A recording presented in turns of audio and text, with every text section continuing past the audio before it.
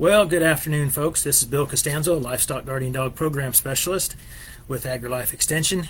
We've got our Facebook Live Q&A session number 37 today. I do want to thank some of our sponsors.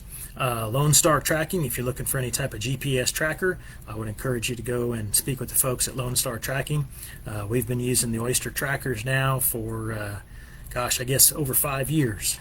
And they've been great trackers for us, and those are the ones that I generally recommend to everybody to start off with. So also want to thank Spot On Fence. If you're looking for an invisible fence system, I would encourage you to check out Spot On Fence's system. We do use those at the center. We've got quite a few of their collars, and we're also going to be testing out a collar at Prairie View A&M now as well. Also, the Sheep and Goat Predator Management Board for providing funding for the program. Without them, this program wouldn't be possible. So, thank you to all those sponsors. Our first question is from Diane Denniston. She actually has two separate questions. Her first one, though, is when using an invisible fence, do you need to shave the neck fur so that the electrodes make better contact with the skin? And so, Diane, I would say, it's not required, but it is helpful, especially if you've got a long-haired LGD, like a Great Pyrenees, for instance, that has a real thick hair coat, especially up and around the neck. You don't have to trim a lot. I basically, kind of decide on, about 3 inches long and about the width of the clipper. So maybe that's, depending on your clipper, an inch or inch and a half for one of those small kind of grooming clippers. And I will, make it a pretty close cut. Definitely not like a surgical blade. Leave a little bit of short hair there, but you do need those electrodes to make contact with the skin. And so it's also important, one, that the invisible fence collar is snug. It shouldn't be so tight where the electrodes are digging in on the dog's neck, but they do need to be fairly snug so that even if the dog is moving around, that collar is still making contact. The other thing that some folks make a mistake on is those electrodes are supposed to be placed right on the throat area, so you can kind of feel the dog's throat, feel its windpipe area with your fingers, and those electrodes should be centered right there. The other thing is a lot of these companies, they'll send you 2 or 3 different lengths of electrode. I would recommend using the longest one. So that if that hair starts to grow out, or if you've got a shorter haired dog, they still should have a double hair coat, and so the longer electrodes just make it easier for that unit to make contact with the skin. I think that's kind of everything with that question. I do want to note to anybody that's logging on today, I happened to see a random post on Facebook the other day, and I do want to let everybody know that there are a group of, I'll say, training experts that are out there that are pushing a lot of the larger pet store chains not to carry items like e-collars or invisible fence collars, and so I would encourage you to reach out to those stores and say that these devices are needed, especially for livestock guardian dogs and other dogs like herding dogs and hunting dogs, that can range out quite a distance when you're training them, and it is helpful to have some sort of training device like an e-collar or an invisible fence collar for these types of dogs. Diane's next question, she wanted to know, if you're using a physical fence, what height and kind, like welded wire, would I recommend to contain a livestock guardian dog? She has a Great Pyrenees Anatolian cross. So Diane, this would kind of just be a good general recommendation for anybody that's probably running sheep or goats, but I'm assuming you're running sheep or goats, although you didn't say. You should use some net wire, some woven net wire. I would encourage you to buy a good quality brand. There is definitely a difference between the brands of fencing that are made here in the U.S. and stuff that's made overseas. The stuff from overseas is generally a lot thinner gauge, and the galvanizing on it won't be as thick. And so the fence isn't going to last as long. If you're taking out all the money and the time, if you're doing it yourself, or if you're going to pay somebody else even more expense to put in a fence, buy the best quality wire that you can afford, and it's going to last you longer, and it'll just pay off in being a better fence in general. So again, 48-inch woven net wire. Get one that's specifically designed for sheep and goats, whether you're using it for sheep or goats or not. If you're using for poultry, then you might need something a little bit smaller even. But the main reason I recommend one for sheep and goats for livestock guardian dogs is because you'd be surprised how small of a hole that a 150-pound livestock guardian dog can get through. And so, if you have a good 48-inch high, probably like a 4x4 square size net wire, one, it'll keep predators out, and it'll keep your livestock guardian dog in. The other thing that I would recommend, if you're putting in fresh fencing, is at the bottom of the fence, I would recommend running a strand of, they call it predator wire. It's kind of like a strand of bob wire that's on steroids. It's got a whole bunch of extra barbs on it. It really helps, one, keep your guardian dogs in, keeps them from digging out, and it keeps predators from digging in. So I would have that right down at the base, and then make sure that your fence contractor also places your net wire down at the ground. Don't have them leave a gap, or if they do, make them go back and fix it and bring it all the way down to the ground. There should be no gap between the ground and that bob wire, or that predator wire, and that net wire. Okay. The other thing to kind of deter your guardian dogs from climbing out, and any horses or cattle from reaching over your net wire, is I would recommend also a good quality, again, 4-barb barbed wire, 2 strands of that across the top of that 48-inch net wire, and that'll be a good solid fence for you. As far as like posts to use, that's really up to you, but I would probably put in 3 or 4 T-posts, and then a line post, something that's probably 4 to 6 inches in diameter, whether it's treated or railroad tie or cedar post, something like that. So hopefully that helps you out, Diane, with some fencing questions. If you have any other specific things, feel free to reach out to me by email, and I'll answer those questions for you too. Our next question is from our longtime follower, and thank you for logging on today, Sarah. I see that you're definitely here with us. She's got 2 livestock guardian dogs. Luna, that's 2.5 years old, and Pi, that's about 1.5 years old. And they've definitely, been trying her patience the last year or so, I guess I would say, Sarah.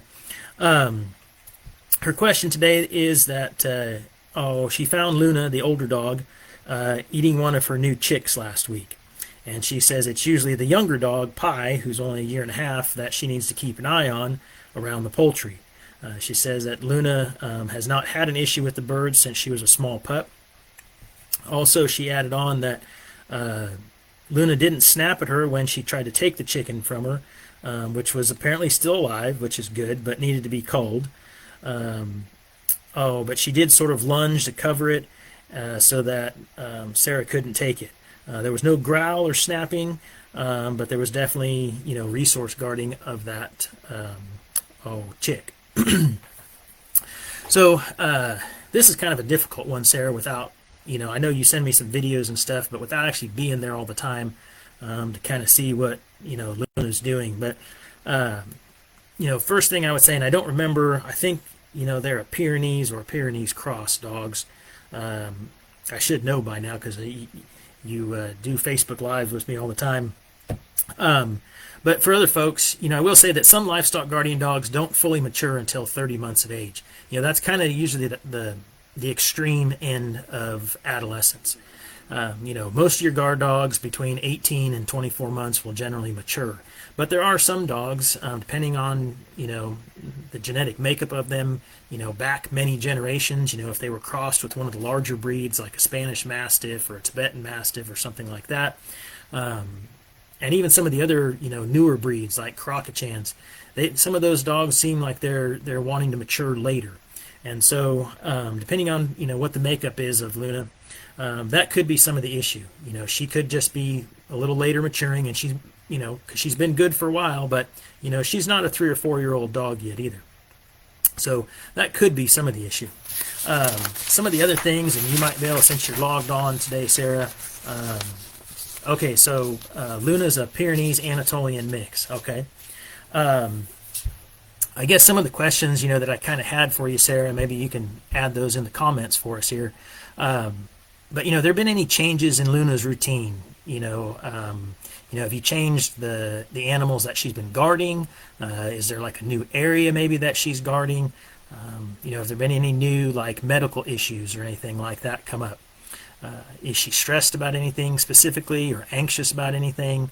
Are you giving her any less attention, than you're giving Pi, since Pi is generally the problem dog, since she's a little bit younger? Any of those things, and you can take a minute here to comment if you'd like, could cause a situation where a dog is going to regress in its training pattern. And that's basically what we've been doing here with these dogs, or you've been doing with these dogs, I guess I should say. You've been training them for the last 1.5 to 2.5 years with Luna's situation. And so, sometimes when there's a change, of any of those things, that can cause a dog to go back a little bit in its training regime. And so those are some of the things that, I guess only you would know, Sarah, if Luna's has any of those issues that have come up. But anything, that may have changed in her environment or her training, could have caused this. If you've, just kind of stopped the training altogether, maybe you just took a flat stop instead of kind of slowly progressing out of it. Something as easy as that could have caused this issue.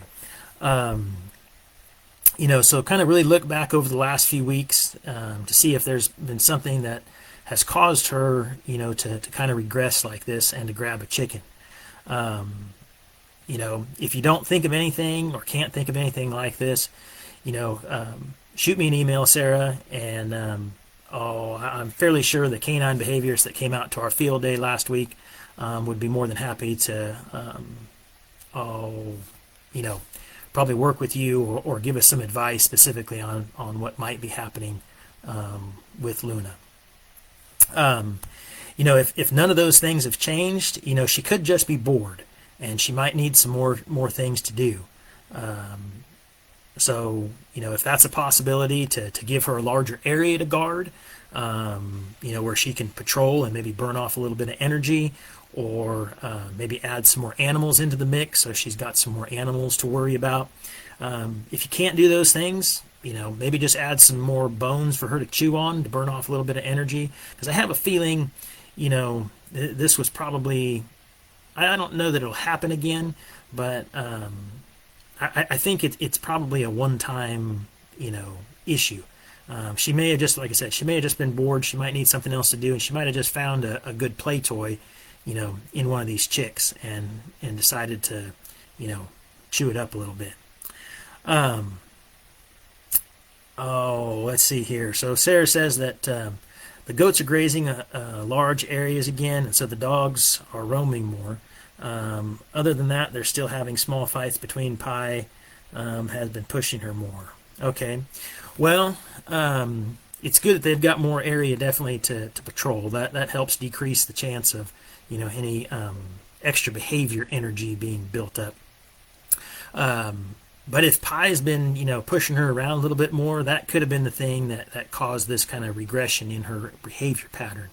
And so, maybe try to keep them a little bit, more separated than you have been, and see if that changes any of the behavior pattern at all.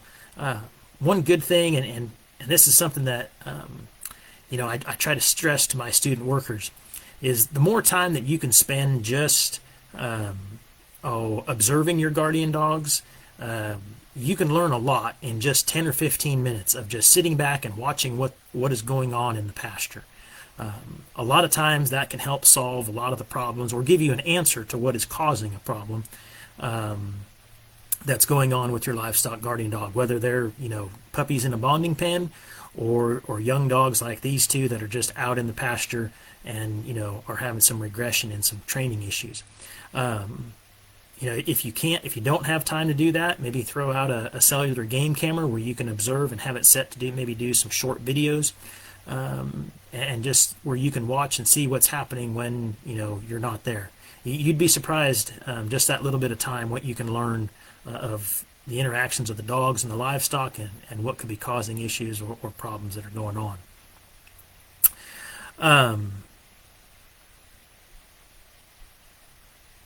Okay, so Sarah said the dogs aren't actually roaming, it's just still fenced enclosures. They've just got a lot more room to patrol. Well, again, that's good that they've got that room, Sarah.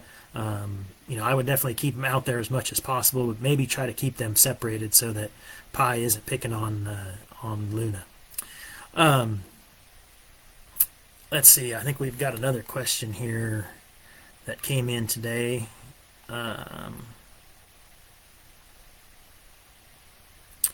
So John Mazer, he says he's got a behavior question. He's got a female Great Pyrenees and a male Polish Tetra. They gave birth to a litter in 2024. He retained one pup who spent all his time with the sheep. Fast forward, Great Pyrenees had another litter this March. Since the litter was born, the pup I selected will not enter the lambing barn and stays away from the sheep. I'm assuming the pup's mother gave a licking the day the new pups were born. Any hope the pup will rejoin the flock? Well, John, I would definitely say that's probably what happened, and you might have just missed it. That yearling or long yearling pup is definitely afraid, and for good reason. That older mother, definitely doesn't want any other dogs around her puppies for fear of them killing the pups. And again, that's a rightful fear of hers, because that definitely happens. To kind of answer your question, will that pup eventually rejoin? I would say yes. You may need to put some sheep and that pup back in a pen for a week or so to kind of rebond them, so that pup realizes that it's okay for it to be around those animals. I think once you get rid of those pups, if you haven't already, that would probably help things. And the sooner that you can get rid of them, probably the better. And then move that female GP out of that area where that adolescent dog is going to be at. And I think that'll probably help your situation. If not, feel free to shoot me an email or send me a Facebook message, and we can work on that some more as that kind of progresses for you. Susan, Susan, I'm not even going to try to pronounce your last name. I'm sorry. But Susan's got a question. She says, can I go over how I teach livestock guardian dogs in the program recall, especially off leash or when they're doing something bad, i.e. chasing the stock. And how do you use e-collars? So, basically our pups kind of learn, 3 commands from a very early age. I guess technically 4. They learn their name. All of our dogs have a name, and that's really just for management purposes because we have so many dogs. They learn the word no, the word come, and the word stay. Those are the 3 commands that we focus on, mainly because the producers that we work with really don't care if their dogs can sit or lay down. Most of the work that we do is with very large producers. They'll have, anywhere from 10 to 30 dogs. And very large ranches. And so it's kind of a different situation than a lot of smaller producers face. If our pups are chasing something, and they're fairly close, we'll yell the word no at them, or we'll use an air horn sometimes. And if they're a little farther out, or those things kind of fail, there might even be the chance of a gunshot going off to kind of scare them and stop that bad behavior from going on. The other thing too is that really works well for us, I think, and I know that's something, again, it's hard for a lot of smaller producers, but if you can gradually increase the size of your bonding pens. Our pens start out roughly 60 by 60, then they move into a 1 acre pen, and then after 6 months old, those dogs go out into a larger training pasture. And also, we're constantly changing stock, and so a lot of those things decrease that chance of bad adolescent behaviors from coming up. We rarely have dogs that are chewing on animals or chasing animals or things like that. It does happen from time to time, but the majority of the time it doesn't, because we have those kind of built-in measures to constantly, increase the size of the pen, swapping out livestock, and so the dogs are always, they're burning off more energy is really what's happening, and so they don't have the time or the energy to really, go and just chase stock. So those are some of the things, a good loud yell of no, get a good marine air horn. The cheap ones like that you get at Walmart, you get maybe one blast out of those things and then they freeze up. And by the time it unfreezes again, the dog will be gone or be chasing still out of earshot. As far as the e-collars, I try to save those for last resort, I should say. I'll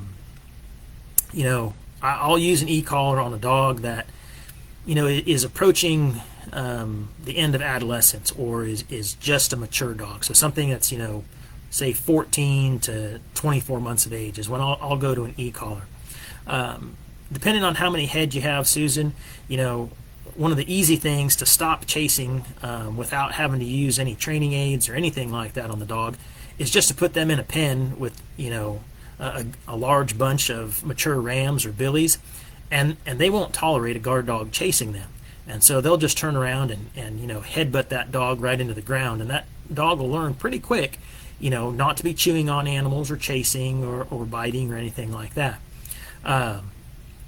Another thing, if you can't do that, because I know not everybody has a fair amount of mature rams or billies to use, dangle sticks work really well.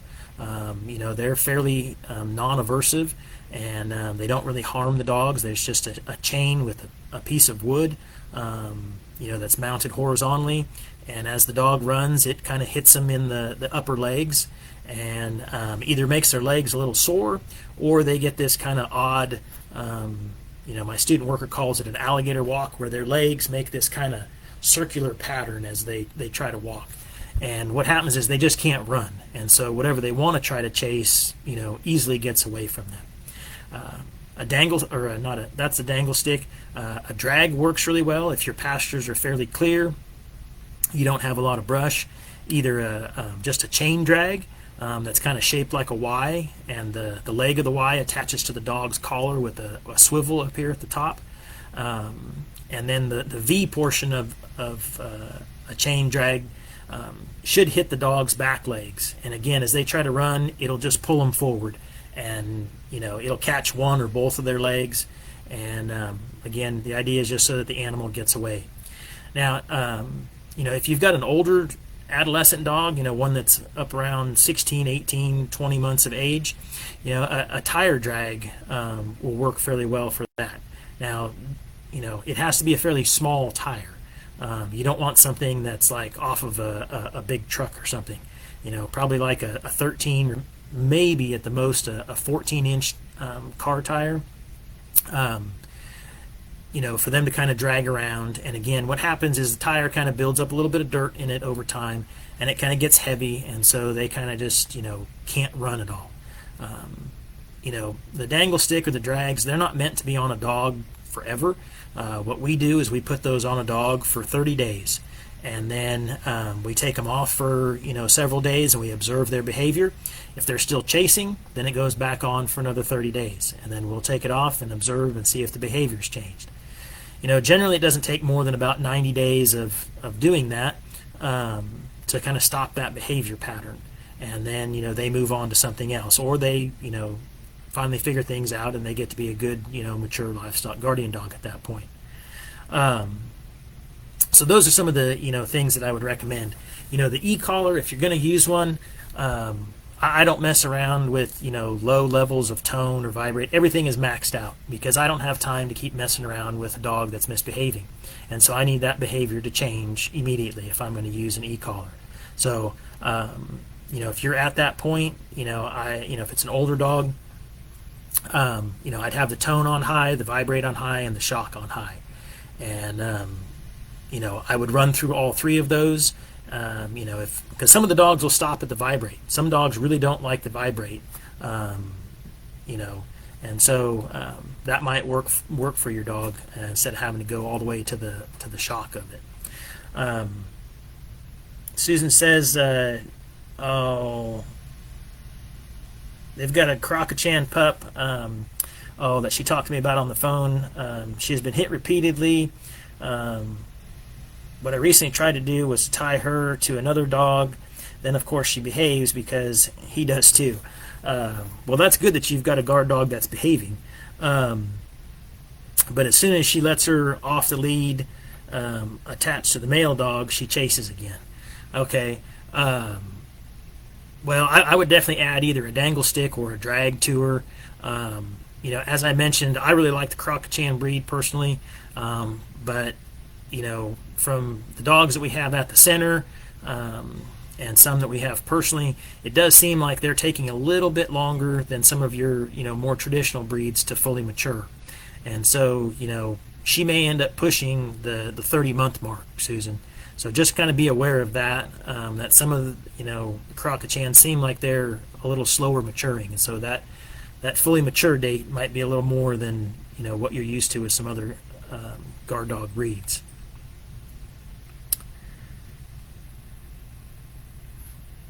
Terry Haight says her Kangal should have a drag to truck tire. Well, sometimes you get some of these bigger breeds, especially like a Kangal, and you might have to move to a large car tire or a small truck tire. They just have more power in their body, and they can pull a tire a lot easier than some of the other breeds. So Susan's Croc-A-Chan, she says, is only 5 months old. Okay, well, that's a little young to be starting this kind of behavior. Probably not unheard of. I'll see some dogs, as early as 6 months starting some of these bad behaviors like this. I probably would, if you can, Susan, I would probably go with the drag. I prefer the drags personally. I think they work a little better. But if you don't have, an open pasture, if you've got a bunch of brush or stuff like that, then a dangle stick would probably be better for her. The stick, or if you're going to attach maybe a piece of pipe on a short chain or something, it should be about 14, especially since she's only about 5 months, probably about 14 inches wide. That should cover her front legs across there, and just make sure that you use at least one swivel. I personally prefer two, one wherever the chain connects to the stick or the piece of pipe, and then another one up at the collar. It just helps keep the chain from getting twisted up, because if the chain gets bound up, then the device doesn't work the way that it's supposed to for them. Does anybody else have any other questions or follow-ups to anything for today?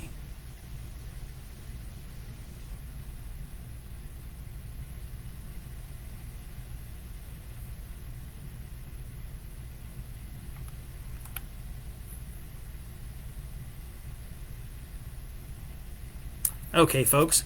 Well, while I kind of wrap things up, if there's anybody else that's got a question or a follow-up comment or something, feel free to post that in the comments, and I'll get to that. Again, I do want to thank our sponsors, Lone Star Tracking. If you need a GPS tracker, those are the folks that we use, and I would strongly recommend to you. Spot On Fence. If you're looking for an invisible fence system, the system that Spot On has is a really good one. I will mention about the Spot On Fence. If you looked at one of them maybe a year or two ago, they have come out with a new software, and we're getting between 3 and 3.5 days of battery life out of that with that new software update. They also have a built-in e-collar feature that you can ask them to turn on. I'm not really sure why they don't advertise that more, but for those of you folks that might need an e-collar and an invisible fence collar, the Spot On collar will do both of those for you. But you do have to ask the company to turn that portion of the software on for you. Also, the Sheep and Goat Predator Management Board for providing funding for the program. And our next Q&A will be Thursday, June the 5th at 2 o'clock. So watch on our Facebook page here for those posts to come up to be able to place your questions in the comments for those.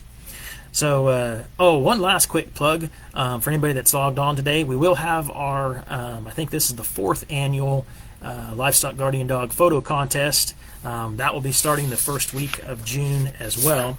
So, check out our Facebook page. There'll be posts coming up. We're having the same 5 categories as we've had in the past, along with the same 4 subcategories. So, take some good quality pictures, and we have some great prizes this year. Spot On Fence is donating, or has donated, 4 collars, and I'll be finding something else for the 5th prize. So those that win the top categories, you'll be getting a Spot On Fence collar for free from the company along with a year of service. So with that, thanks everybody for watching. If you have any questions, feel free to reach out to me here at the AgriLife Center in San Angelo. Thank you very much for watching.